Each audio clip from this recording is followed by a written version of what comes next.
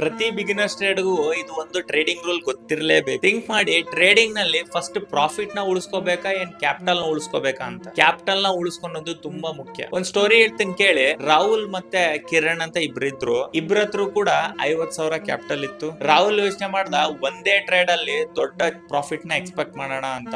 ಒಂದೇ ಟ್ರೇಡ್ ನಲ್ಲಿ 40% risk ತಗೊಂಡ್ಬಿಟ್ಟ. Trade completely loss ಆಯ್ತು. ಅಕೌಂಟ್ 50,000 ಇದ್ದಿದ್ದು 30,000 ರುಪೀಸ್ಗೆ ಬಂತು. ಕಿರಣ್ ಏನ್ ಮಾಡ್ದ ಅಂದ್ರೆ, ಪ್ರತಿ ಟ್ರೇಡ್ಗೂ 1 to 2% ರಿಸ್ಕ್ ತಗೊಂತಾ ಇದ್ದ. ಕೆಲವು ಟ್ರೇಡ್ ಲಾಸ್ ಆಯ್ತು, ಕೆಲವು ಟ್ರೇಡ್ ಪ್ರಾಫಿಟ್ ಆಯ್ತು. ಬಟ್ ಆದ್ರೆ ಅವ್ನ ಕ್ಯಾಪಿಟಲ್ ಕೂಡ ಪ್ರೊಟೆಕ್ಟ್ ಆಯ್ತು. ಅವನು ಮಾರ್ಕೆಟ್ ನಲ್ಲಿ ಕಂಟಿನ್ಯೂ ಆಗಿ ಟ್ರೇಡ್ ಮಾಡ್ತಾ ಇದ್ದ. ಕೆಲವು ತಿಂಗಳ ನಂತರ ರಾಹುಲ್ ಟ್ರೇಡಿಂಗ್ ಬಿಟ್ಬಿಟ್ಟ. ಯಾಕಂತಂದ್ರೆ ಅವ್ನ ಕ್ಯಾಪಿಟಲ್ ಫುಲ್ ವೈಪೌಟ್ ಆಯ್ತು. ಬಟ್ ಕಿರಣ್ ಸಣ್ಣ ರಿಸ್ಕ್ ತಗೊಂಡು ಅವನು ಎಕ್ಸ್ಪೀರಿಯನ್ಸ್ ಬಿಲ್ಡ್ ಮಾಡ್ಕೊಂಡ, ಕನ್ಸಿಸ್ಟೆನ್ಸಿ ಬಿಲ್ಡ್ ಮಾಡ್ಕೊಂಡ. ಟ್ರೇಡಿಂಗ್ ನಲ್ಲಿ ಗೋಲ್ಡನ್ ರೂಲ್ ಏನು ಅಂತಂದ್ರೆ, ಮೊದ್ಲು ಕ್ಯಾಪಿಟಲ್ ನ ಉಳಿಸ್ಕೋಬೇಕು, ಆಮೇಲೆ ಪ್ರಾಫಿಟ್. ಯಾಕಂತಂದ್ರೆ ಕ್ಯಾಪಿಟಲ್ ಇತ್ತಂದ್ರೆ 1000 ಅಪರ್ಚುನಿಟಿ ನಿಮಗೆ ಸಿಗುತ್ತೆ. ಅದೇ ನೀವು ಕ್ಯಾಪಿಟಲ್ ಇಲ್ಲ ಅಂತಂದ್ರೆ ನೆಕ್ಸ್ಟ್ ಅಪರ್ಚುನಿಟಿ ಇದ್ರೂ ಕೂಡ ನಿಮ್ಗೆ ಟ್ರೇಡ್ ಮಾಡಕ್ಕೆ ದುಡ್ಡೇ ಇರೋದಿಲ್ಲ. ಮಾರ್ಕೆಟ್ ನಲ್ಲಿ ಇದೀರಿ ಅಂತಂದ್ರೆ ನಿಮ್ಮ ಫಸ್ಟ್ ಜಾಬ್ ಏನಂತಂದ್ರೆ, ದುಡ್ಡು ಮಾಡೋದು ಇಂಪಾರ್ಟೆಂಟ್ ಅಲ್ಲ, ಎಷ್ಟು ದಿನ ನೀವು ಮಾರ್ಕೆಟ್ ಅಲ್ಲಿ ಇದ್ದೀರಾ, ಎಷ್ಟು ದಿನ ನೀವು ಕನ್ಸಿಸ್ಟೆನ್ಸಿಯಲ್ಲಿ ಟ್ರೇಡ್ ಮಾಡ್ತಾ ಇದೀರಾ ಅಂತ ಮುಖ್ಯ. ಟ್ರೇಡಿಂಗ್ ಒಂದೇ ರೀತಿ ಒಂದು ಸ್ಪ್ರಿಂಟ್ ಅಲ್ಲ, ಇಟ್ಸ್ ಅ ಮ್ಯಾರಥಾನ್. ಕಂಟಿನ್ಯೂಸ್ ಆಗಿ ಲೈಫ್ ಟೈಮ್ ಅಲ್ಲಿ ನೀವು ಮಾಡ್ತಾನೆ ಇರ್ಬೇಕಾಗುತ್ತೆ. ಅದೇ ರೀತಿ ನೀವು ಟ್ರೇಡ್ ಮಾಡ್ತಿದ್ದೀರಲ್ಲ,